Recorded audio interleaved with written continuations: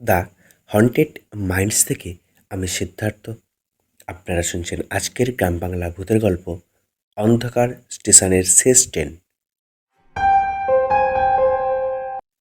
রাত তখন 12:30। আকাশে চাঁদ নেই, শুধুই কালো মেঘ। কলকাতা থেকে বাড়ি ফিরছিল অর্ণব। ট্রেন লেট হতে হতে শেষমেশে পৌঁছালো এক অচেনা ছোট্ট স্টেশনে, দেউলবাড়ির হল্ট। স্টেশনটা এতটাই নির্জন ছিল যে মনে হচ্ছিল বহু বছর কেউ এখানে নামেইনি। ভাঙা বেঞ্চ, মরচে ধরা সাইনবোর্ড, আর হাওয়ায় কেমন একটা পচা গন্ধ। অর্ণব মোবাইল বের করে দেখল নো নেটওয়ার্ক। ধুর বলে ব্যাগ কাঁধে নিয়ে এগোতেই হঠাৎ পেছন থেকে একটা কণ্ঠ শোনা গেল, শেষ ট্রেনটা চলে গেছে বাবু। অর্ণব ঘুরে দেখল এক বৃদ্ধ স্টেশন মাস্টার দাঁড়িয়ে আছে। সাদা ইউনিফর্ম, মাথায় পুরনো টুপি, কিন্তু অদ্ভুত ব্যাপার, লোকটার চোখ দুটো সম্পূর্ণ সাদা। অর্ণব কাঁপা গলায় বলল, এখানে কাছাকাছি কোনো হোটেল আছে? বৃদ্ধ ধীরে ধীরে হাসল, রাতটা এখানে কাটিয়ে দিন, বাইরে গেলে ভালো হবে না। কথাটা শুনে অর্ণবের বুকের ভেতরটা ধক করে উঠল। স্টেশনের ওয়েটিং রুমে ঢুকে সে দেখল দেওয়ালে পুরনো একটা ছবি ঝুলছে। ছবিতে দেখা যাচ্ছে একটা ট্রেন দুর্ঘটনা। নিচে লেখা 1986 সালের দেউলবাড়ি এক্সপ্রেসের দুর্ঘটনা, মৃত 47 জন। অর্ণব ছবিটার দিকে তাকিয়ে থাকতে থাকতে হঠাৎ চমকে উঠল। ছবির এক কোণে দাঁড়িয়ে থাকা স্টেশন মাস্টারটা ঠিক সেই বৃদ্ধ, কিন্তু সেটা তো 40 বছর আগের ছবি। হঠাৎ বাইরে থেকে ট্রেনের হুইসেলের শব্দ এলো। অর্ণব দৌড়ে বাইরে বেরিয়ে গেল, কিন্তু আশ্চর্য, রেল লাইনে কোনো ট্রেন নেই। শুধু কুয়াশার মধ্যে একটা কালো ছায়া এগিয়ে আসছে। ধীরে ধীরে ছায়াটা স্পষ্ট হতে লাগলো। একটা পুরনো স্টিম ইঞ্জিন, তার গায়ে আগুনের দাগ।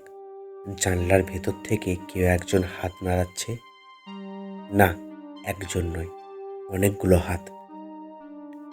অর্ণব পিছিয়ে যেতে লাগলো। ট্রেনটা স্টেশনে থামতেই দরজাগুলো নিজে থেকে খুলে গেল। তারপর ভেতর থেকে ভেসে এলো কান্নার শব্দ। বাঁচাও, দরজা খোলো, আগুন আগুন বলে কেউ যেন ভেতর থেকে চিৎকার করছে। অর্ণব ভয়ে জমে গেল। ঠিক তখনই বৃদ্ধ স্টেশন মাস্টার তার পাশে এসে দাঁড়ালো। ওরা এখনো বাড়ি ফিরতে পারেনি বাবু। অর্ণব কাঁপতে কাঁপতে বলল, কে, কারা? বৃদ্ধ ধীরে ধীরে ট্রেনটার দিকে আঙুল তুলল, যারা সেই দিন আগুনে মারা গিয়েছিল। হঠাৎ ট্রেনের মধ্যে একটা জানলায় অর্ণব দেখতে পেল একটা ছোট্ট মেয়ে বসে আছে। তার মুখ পুড়ে কালো হয়ে গেছে, কিন্তু সে হাসছে। মেয়েটা ধীরে ধীরে হাত তুলে ইশারা করলো, এদিকে এসো। অর্ণব সেই সম্মতিতে ট্রেনের দিকে হাঁটতে শুরু করলো। ঠিক তখনই তার মোবাইল হঠাৎ বেজে উঠল। রিংটোনের শব্দ যেন ঘোর কেটে গেল। সে থেমে গেল। মোবাইলে কোনো নম্বর নেই। অর্ণব আতঙ্কে পিছিয়ে এলো, আর তখনই ট্রেনের ভেতর থেকে শত শত বিকৃত মুখ জানলার কাছে এসে চিৎকার করতে লাগলো, ওকে যেতে দিও না, ও আমাদের সঙ্গে থাকবে। হঠাৎ সব দরজা একসঙ্গে বন্ধ হয়ে গেল। স্টেশন কাঁপতে লাগলো। অর্ণব দৌড়ে পালাতে গিয়ে দেখল বৃদ্ধ স্টেশন মাস্টার তার সামনে দাঁড়িয়ে, কিন্তু এবার তার মুখটা বদলে গেছে। চামড়া গলে পড়ছে, চোখ থেকে রক্ত ঝরছে। আজ একজনকে নিয়ে যেতেই হবে। বৃদ্ধ ধীরে ধীরে হাত বাড়ালো। অর্ণব প্রাণপণে দৌড়াতে লাগলো। কুয়াশার মধ্যে রেল লাইন ধরে ছুটতে ছুটতে হঠাৎ সে একটা আলো দেখতে পেল। একটা লোকাল ট্রেন। সে চিৎকার করে হাত নাড়ল। ট্রেনটা থামল।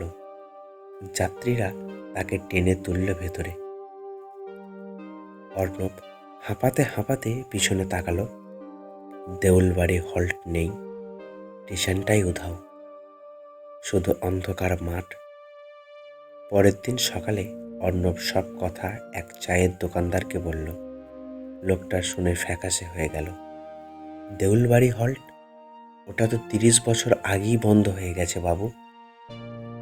অর্ণবের হাত থেকে চায়ের কাপ পড়ে গেল। কি কি বললেন? দোকানদার ধীরে ধীরে বলল, 1986 সালে একটি ট্রেন দুর্ঘটনার পরে স্টেশন পুড়ে যায়। তারপর থেকে মাঝরাতে নাকি সেখানে একটা ভুতুড়ে স্টেশন আসে। অর্ণব কাঁপা হাতে নিজের ব্যাগ খুলল। ভেতরে একটা পুরনো টিকিট, হলদে হয়ে যাওয়া কাগজে লেখা দেউলবাড়ি এক্সপ্রেস, তারিখ 17 অক্টোবর 1986। টিকিটটা হাতে নিয়ে অর্ণব স্তব্ধ হয়ে বসেছিল।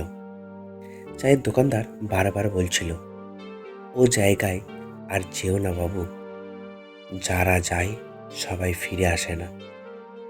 কিন্তু অর্ণবের মাথায় তখন একটাই প্রশ্ন ঘুরছে, মোবাইলে সেই মেসেজটা কে পাঠিয়েছিল? সেই দিন রাতে বাড়ি ফিরে সে ঘুমোতে পারল না। বারবার তার চোখের সামনে ভেসে উঠছিল পুড়ে যাওয়া মুখগুলো। রাত ঠিক 2:17 হঠাৎ তার ফোন কেঁপে উঠল।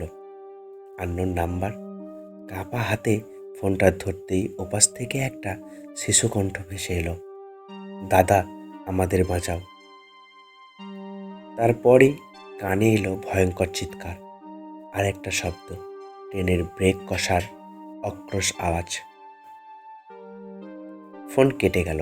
অর্ণব সঙ্গে সঙ্গে নম্বরে কল ব্যাক করলো, কিন্তু স্ক্রিনে দেখালো, the number does not exist. পরের দিন সে লাইব্রেরিতে গিয়ে 1986 সালের দুর্ঘটনার খবর খুঁজতে লাগলো। পুরনো সংবাদপত্রের এক কোণে ছোট্ট একটা রিপোর্ট পেল, দেউলবাড়ি এক্সপ্রেস, রহস্যজনক আগুন, মৃত 47 জন, নিখোঁজ একটি শিশু। অর্ণবের বুক কেঁপে উঠল। নিখোঁজ মানে একটা দেহ পাওয়া যায়নি? রিপোর্টের নিচে একটা ছবি ছিল, ছোট্ট একটা মেয়ে, বয়স হয়তো 8 কি 9। অর্ণব আতঙ্কে পিছিয়ে গেল। এ তো সেই মেয়ে যাকে সে ট্রেনের জানলায় দেখেছিল। ছবির নিচে নাম লেখা, মৌ। সেই রাতেই অর্ণব সিদ্ধান্ত নিল সে আবার দেউলবাড়ি যাবে। সব রহস্যর শেষ দেখতে হবে। রাত 12টার সময় সে পৌঁছালো পুরনো রেল লাইনের কাছে। চারপাশ নিস্তব্ধ, হাওয়ায় পোড়া গন্ধ। দূরে কুয়াশার মধ্যে ধীরে ধীরে ফুটে উঠল সেই স্টেশন, দেউলবাড়ি হল্ট, যেন অন্ধকারের ভেতর থেকে উঠে এসেছে। স্টেশনের ঘড়িতে এখনো সময় থেমে আছে, 2:17। ঠিক তখনই পিছন থেকে একটা মেয়ের গলা, তুমি এসেছো? অর্ণব ঘুরে দাঁড়ালো। মৌ, কিন্তু এবার তোর মুখ পুড়ে যায়নি। সাদা ফ্রক পরে শান্তভাবে দাঁড়িয়ে আছে। তুমি তুমি ভূত। মেয়েটা মৃদু হাসল। আমরা কেউ যেতে পারিনি, কারণ ও এখনো এখানে আছে। ও মানে কে? মৌ ধীরে ধীরে স্টেশনের অন্ধকারের অফিস ঘরের দিকে আঙুল তুলল। অর্ণব এগিয়ে গিয়ে দরজা খুলে ঢুকলো ভেতরে। ঘরের ভেতরে ধুলো আর মাকড়সার জাল। দেওয়ালে একটা পুরনো ডায়েরি। সেই ডায়েরিটা খুলতে ভিতর থেকে একটা ছবি পড়ে গেল।